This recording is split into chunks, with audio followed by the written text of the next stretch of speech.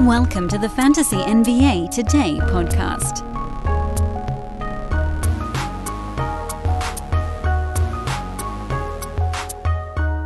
You know exactly what I'm going to say to start this show. You know exactly what I'm going to say. Look at yesterday's totals again. By the way, really annoyed with Chicago because I did say I thought that game had a very slight chance to go over, but I believe my words were, all that over lean is doing is giving me reason not to bet it under. And honestly, the fact that it got pretty much right to the number tells us we were kind of right. Because if Chicago had more than 11 free throws, if they kept that game even within striking distance, 32 combined turnovers between the two clubs, yeah, it would have gone over. It would have. The pace was there. Chicago had about 113 possessions, and they scored 100 points. Bucks were right there, too. 113 possessions.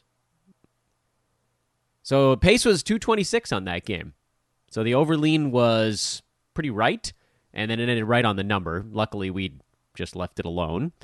And on game 2, I don't feel bad about the fact that we left that one alone. We, what we mentioned on yesterday's show, just to kind of recap, was they finally adjusted the number up to 226. It had been hovering in the 222, 223 range for pretty much the entire Warriors-Nuggets series, and game after game after game, the pace was in that 220 to 228 range. And so I thought, all right, well, they may have finally now taken the value out of the over, and sure enough, it went under. Teams didn't shoot as well.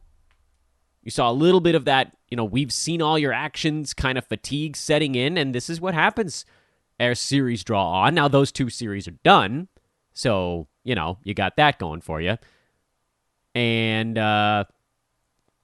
luckily, from a timing perspective, we're actually in really good shape because tomorrow's show, we'll break down Memphis, Minnesota. That's the game on Friday, but then we can look towards new series actually coming up that I think start as early as Sunday? ? Saturday, you still got some game 6s going on for the first round. We can talk about some series prices because we should get a few of those coming up here soon. Milwaukee, Boston. I think game 1 of that series is on Sunday, and then we don't have the stuff that's coming after that, but we will pretty soon. And so tomorrow's show, we can talk some series prices. We can give you a little weekend preview. Today, we've got a bunch of stuff to talk about on the NBA side. We also are going to pivot back into a lesson learned today because I've been kind of stewing on this one a little bit, and I was worried that it almost nuzzled too close to other lessons we've talked about, but it actually pairs pretty well today because we do have 3 games to talk about, get you guys set up for this evening. Philly, Toronto, Phoenix, New Orleans, Dallas, Utah, all of that is coming up tonight. And that means we can do a little bit of a shorter lesson learned. And we'll get to that in a minute as well. Welcome to Fantasy NBA Today. I am your host, Dan Basperis. I realized halfway through saying the show name, I thought it came out wrong, but I think that was right. This is a Sports Ethos presentation. I am at Dan Basperis on Twitter. Those of you that didn't cancel your accounts when Elon Musk bought Twitter, would love to have his followers. Sports Ethos is at Ethos Fantasy BK. Once again, shout out to Joe Orico, who's hosting our Fantasy MLB Today podcast, and that is going amazingly well. I'm just floored at how many people are finding a baseball show on a site that had been basketball.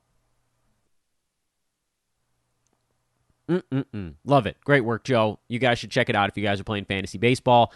I am in a free league just to sort of get my feet underneath me, and I'm using Joe's social media at a great deal right now, so that's been pretty cool. Check that out. Let's talk playoff basketball. Philly is in Toronto, and it does seem a little bit like the Sixers are kind of shook. Doc Rivers had that, it's not a rant, you can't call it a rant, but sort of a defensive answer when folks were talking about him blowing big series leads. Toronto was down 3-0. It's not 3-2. And it's in Toronto, so not that it matters much in this series. No Matisse Thybulle. He's been terrible no matter where they've played.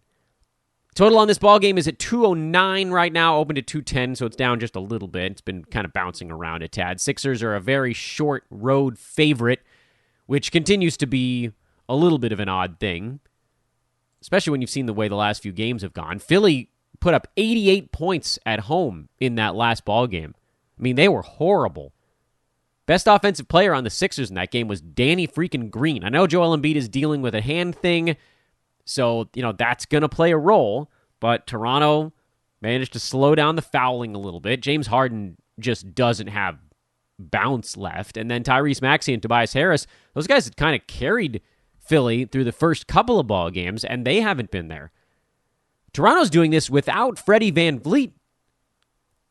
Scotty Barnes is back. Pascal Siakam's been awesome. I don't know, man. Toronto's playing with confidence right now. The tickets have been relatively split to this point. I think you're seeing a little bit of Raptors love that wasn't there earlier in the series. There is money coming in on the over, which surprises me a tad, given the last ball game only ended at 191 points. Super low. But again, you got to look at pace, and it was an exceptionally slow ball game. Toronto only had about 96 possessions.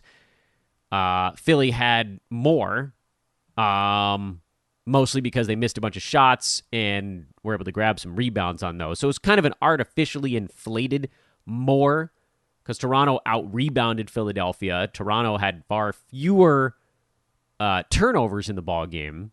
And things, so it mushed over a little bit. I think Philly ended up with like 106, technically 106 possessions. But again, a lot of that was it was almost a mirage. I worry a little bit that the number is starting to inch too low. That last ball game was at 211, and of course it went way under the mark. This one they've brought down now a couple of points. But again, when you talk about 96 possessions, 106 possessions, that's a small number. 202. I think we should go back. You kind of have to look at the way that the series has unfurled. And the previous game, Philly had 107. Toronto had a bunch, actually, now, when they were at like 116. But that was one of these, a slightly higher paced game of this series. They've actually been a bit slower than that. The game before, they finished at 205 combined points. That was a super high turnover game. Very high turnover game. But about 210 possessions in that one as well. So the pace of this series has been bouncing around a tad. I thought you'd see a really slow one in Philly because the Sixers were going to try to grind the game to a halt. Raptors probably want to speed it up a little bit. It's another potential closeout game, but I do think that once you get to a game 6 in a series, game 6, game 7, things tend to really grind to a halt. So I would lean slightly to the under. I don't know how it goes any slower than that last ball game. That was painfully slow. So there's not as much wiggle room here at 209 as there was at 212. But from a speed standpoint, it should probably inch towards the under. From an offensive standpoint, Philly's going to be better in this ball game. You can't expect them to put up 88 points again. So there's not a lot of wiggle room there. Slightly to the under, and I mean very, very slight. Second game on the docket tonight is Suns in New Orleans. Phoenix is a 2.5-point road favorite, which is actually kind of surprising given how well the Pels have played and how the Suns have kind of needed everything to get over that hump. They were very good at home. I've been impressed with New Orleans. Just to throw that out there, I mean, they've been better than I thought they would be. Last ball game had a total of 215.5. It ended at 209. But again, this has been a series where teams have generally overperformed a little bit on the offensive side.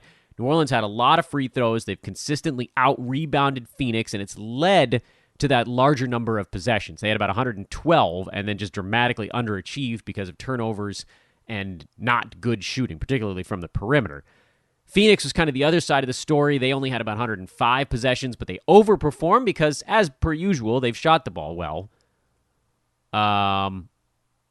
Guys, we are so pumped to introduce some of our new friends, Vincero Collective. If you don't know Vincero yet, they're a premium lifestyle brand out of San Diego carrying watches, sunglasses, and more, perfect for men or women of any style. Why do I love Vincero? They're modern, they're ethical, with the goal of crafting premium lifestyle accessories for those devoted to growth in any and all aspects of life. Health, wealth, community, whatever. Visit vincerocollective.com/hoopball to get a special 15% off and free shipping discount just for our listeners. Again, that's vincerocollective.com/hoopball. Vincero spelled Vincero. Their products are stylish, they're of high quality, they're eye-catching, they're modern designs. The watches are stainless steel, durable silicone, and Italian marble straps.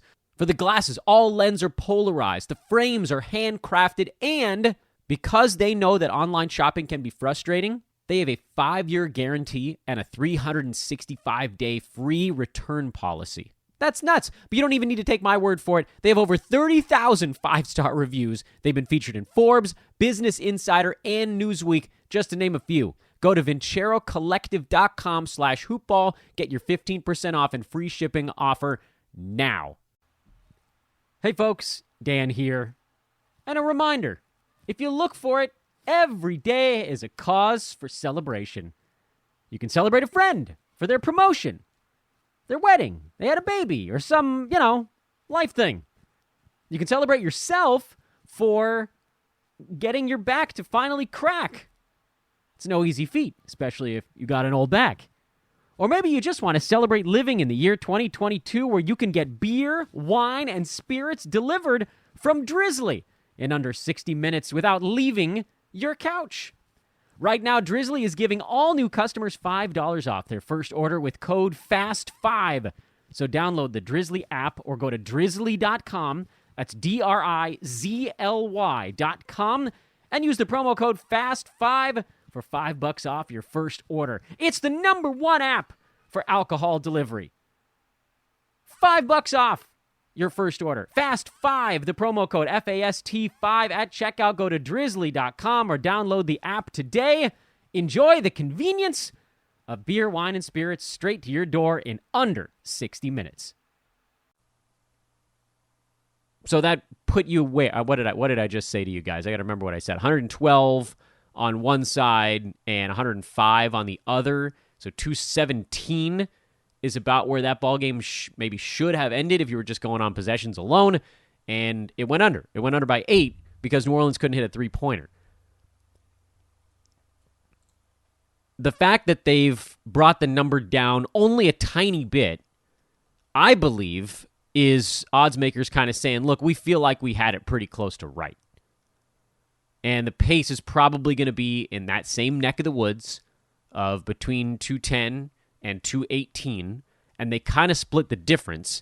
And so now you're making a call not on whether or not the total agrees with the speed of the ball game. You're making a call on whether or not you think the teams are going to shoot well or poorly.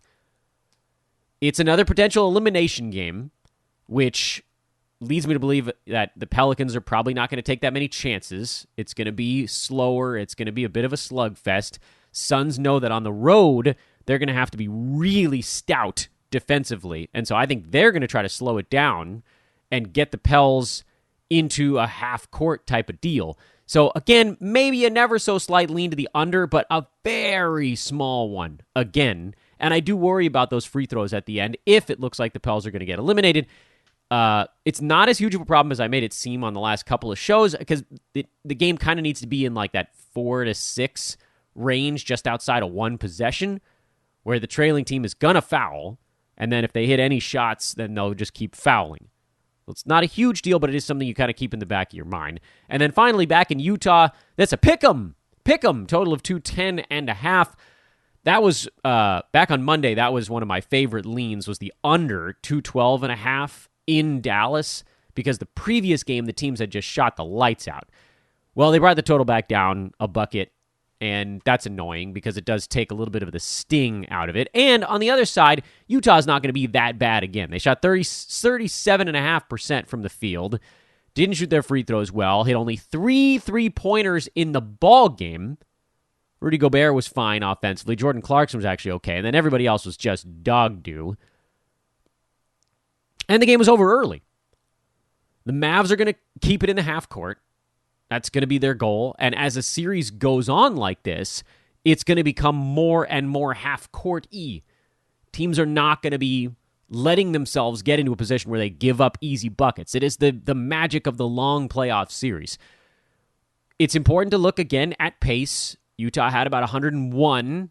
Again, we're sort of fuzzy numbering this a little bit, but about 100, 101 possessions in that ball game. Dallas had about 105, 106. So the total still number of possessions was in the 206, 207 range, which, mind you, doesn't give us a whole lot of wiggle room under 210.5.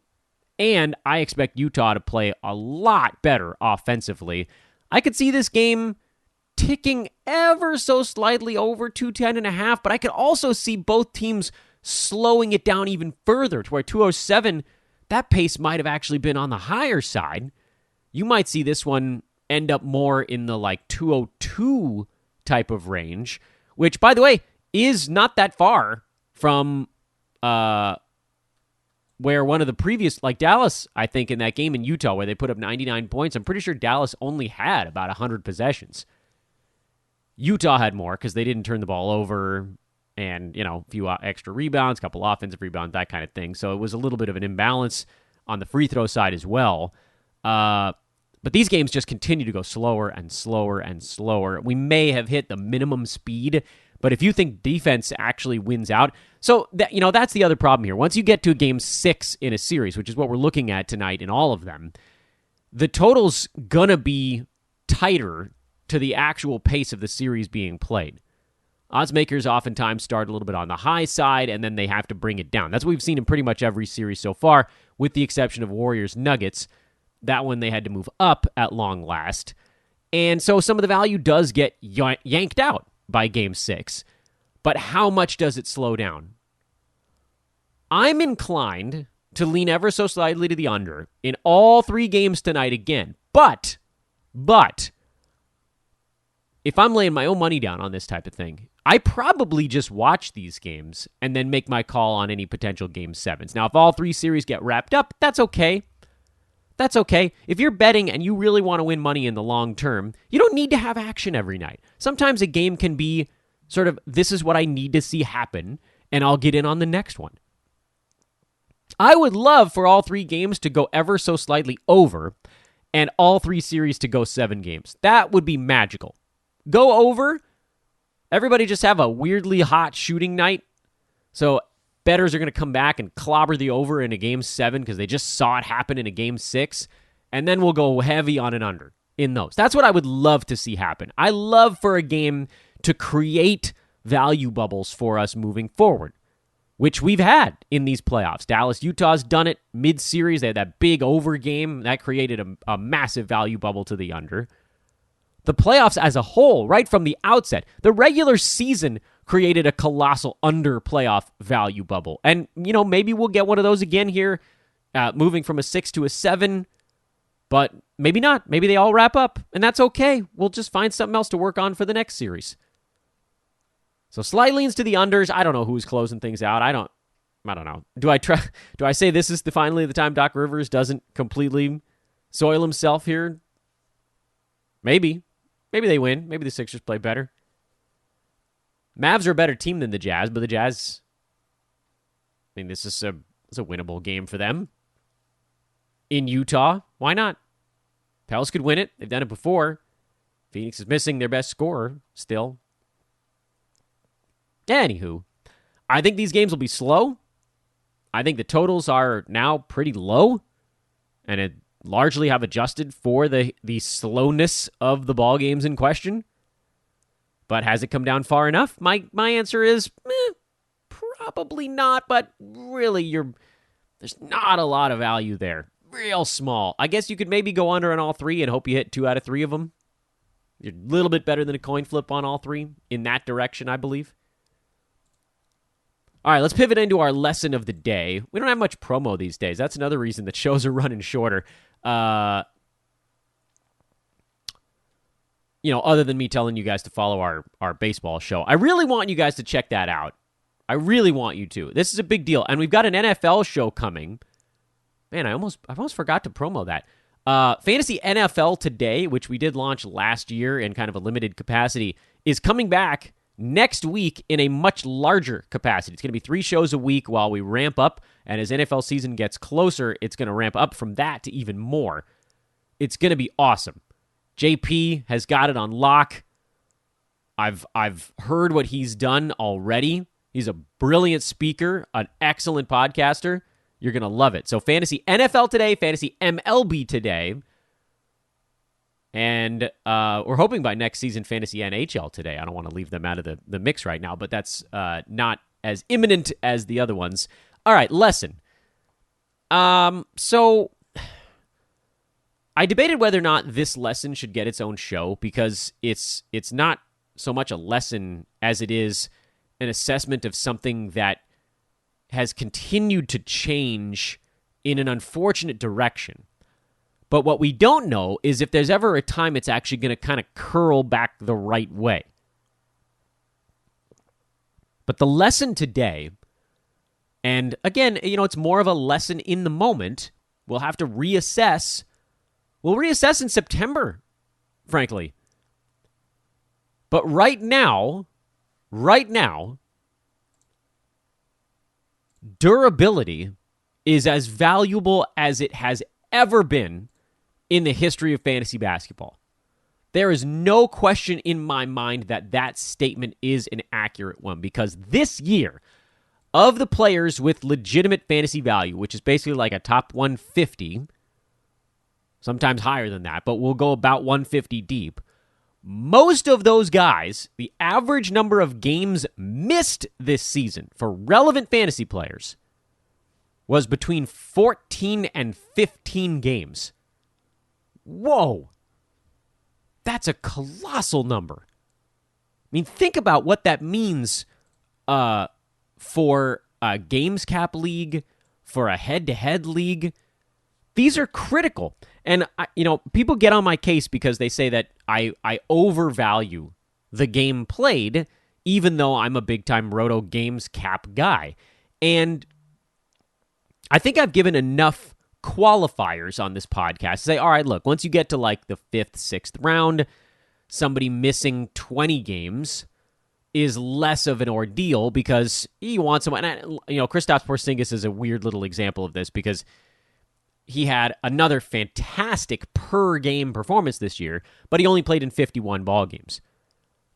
So he's number 18 on a per-game basis, but, of course, he falls way down the board. When you work by totals, he was at number 51, which, amazingly, is almost right where he was drafted. So he pretty much hit his ADP despite missing 31 ball games.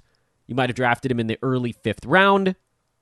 He hit early 5th round value, but if you had him in a head-to-head, if I told you he actually hit 5th round value, you'd be like, get out of this world, get off this planet, don't talk to me. Dude missed games all the time, missed a giant chunk between when he was traded and when he finally came back for the Wiz, and then he sat out back-to-backs. He's an unrosterable player in head-to-head leagues. Whereas in a Roto Games Cap League, he actually was kind of a decent 5th round pick. So you got these huge games from him, and then when he sat out, you try to scour the waiver wire for somebody who was rolling top 90 or better. We've done this discussion before. You got 51 Kristapses in your Roto Games cap, and then you got 31 whatever you could pick up off the waiver wire. You got 31 Kevin Huerters, or whatever player we want to throw from the 110 to 115 range in there this year. You got 31 Dwight Powell's. I don't want to get into that too much right now because, we'll have a discussion probably leading up to next year. Maybe we'll even do a lesson learned on how to calculate a player's overall value.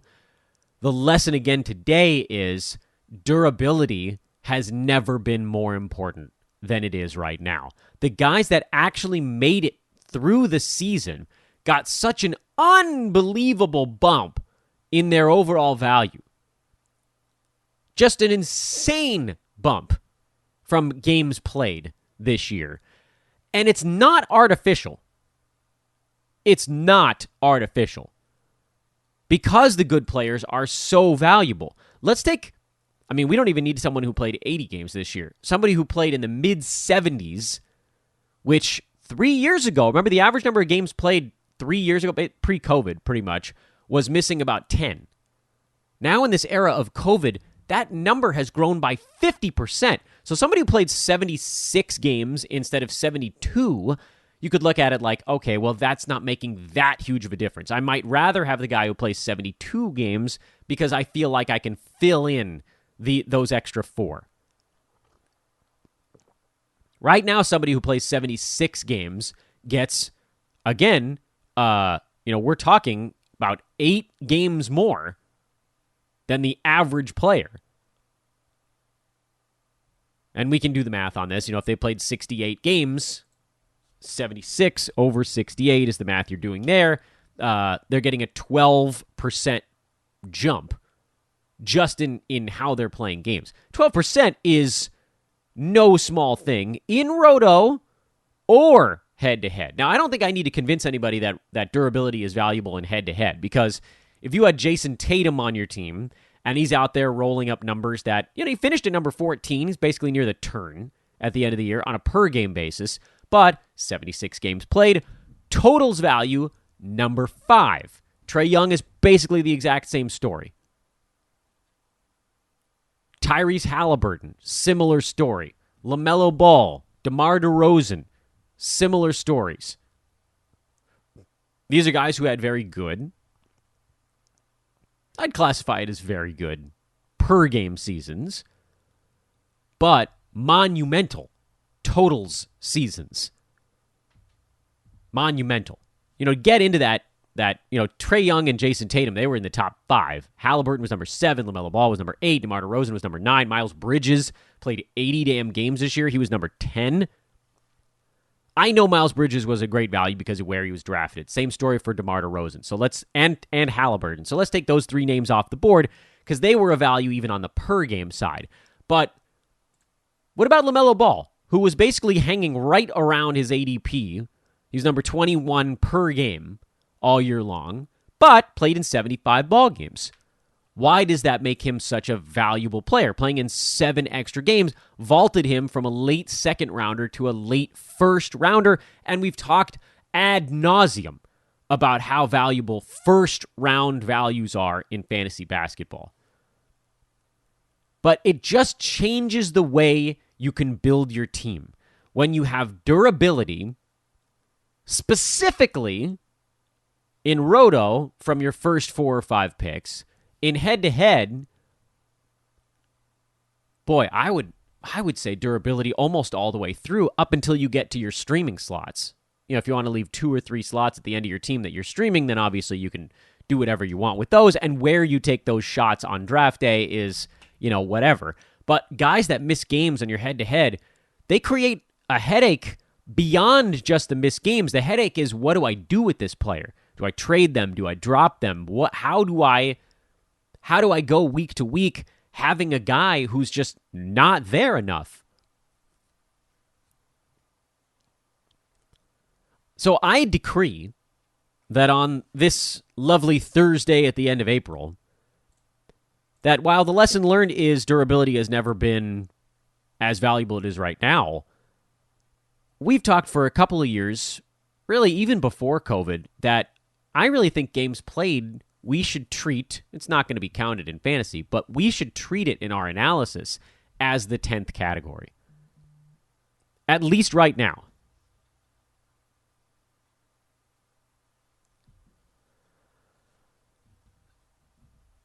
The problem with this lesson is when COVID goes away, does the average number of games come back up to 70, 71, 72? My guess is not all the way to 72, but it's going to have to be higher than 67. How could it not be? We had so many games missed to protocol this year. You can't just assume that all of those missed games are going to be replaced by actual injuries. Durability's value at that point will decrease. It'll still be important, specifically on the head-to-head side, but less so on the roto side, because all of a sudden now, this same argument that we're having at this exact moment, Jason Tatum, I want to use him as an example because I really liked him this year as a draft pick, and it paid off at least partially because he played. He played. I don't need to say more than that. It paid off because he played. On a normal year, pre-COVID, Jason Tatum, if you drafted him at 7 or 8, if he ended up at number 14 by averages and played in 76 games, he probably would not beat his ADP.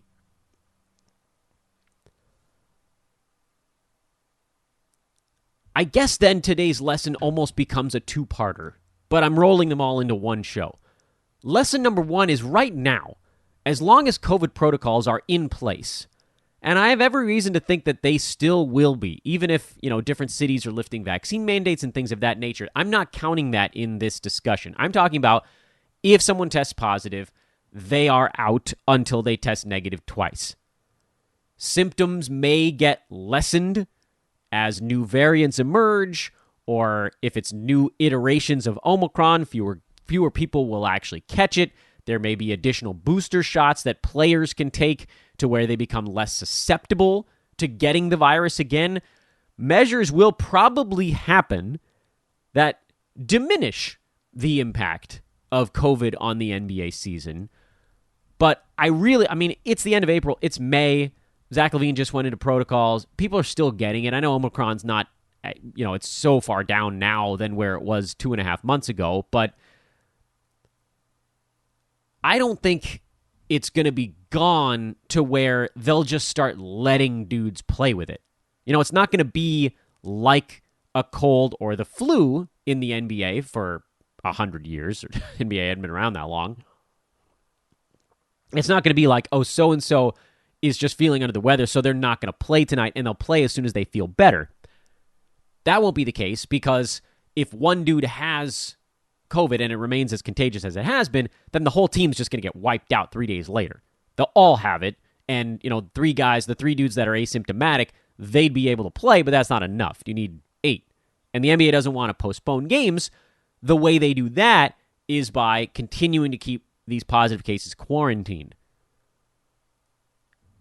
23, 24, maybe it's gone. Maybe we're not thinking about it by then.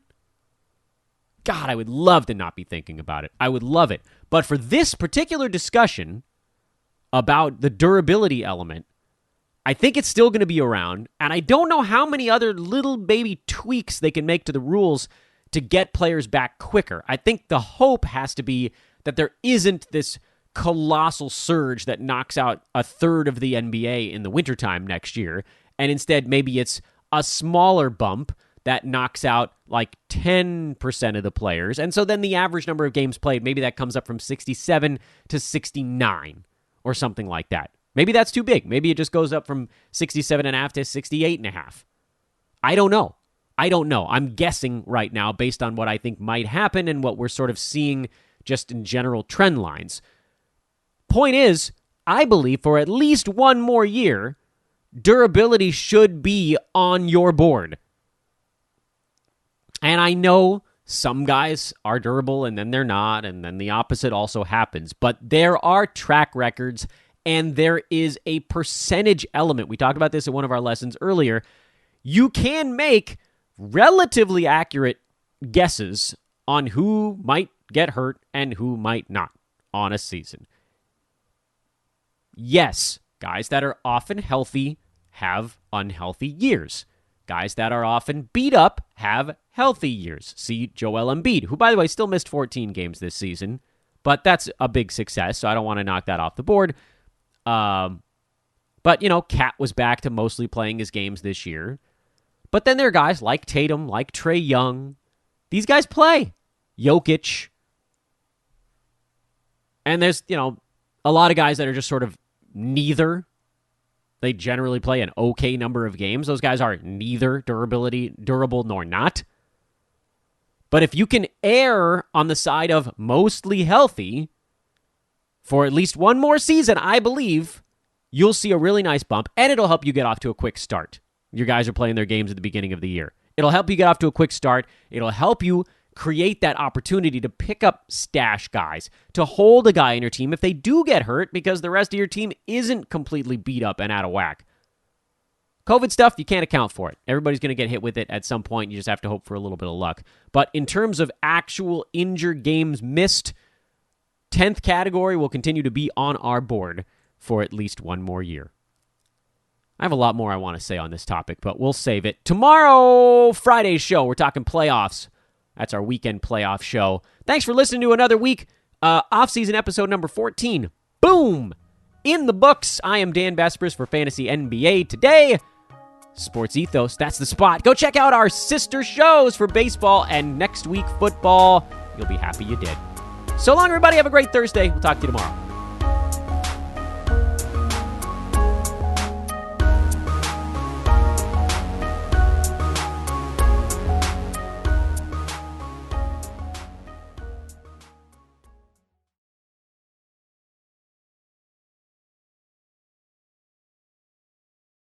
Underdog Fantasy is the fastest-growing fantasy app and easiest place to play fantasy sports. Just jump on UnderdogFantasy.com or download the app, draft your team, and that's it. And if drafts aren't your thing, they also have a pick'em game where you can win 20 times your money in a single night. Use promo code RADIO, and Underdog will double your first deposit when you sign up with up to $100 in bonus cash. Deposit $100, get $100 free. That's promo code RADIO. Terms and conditions apply.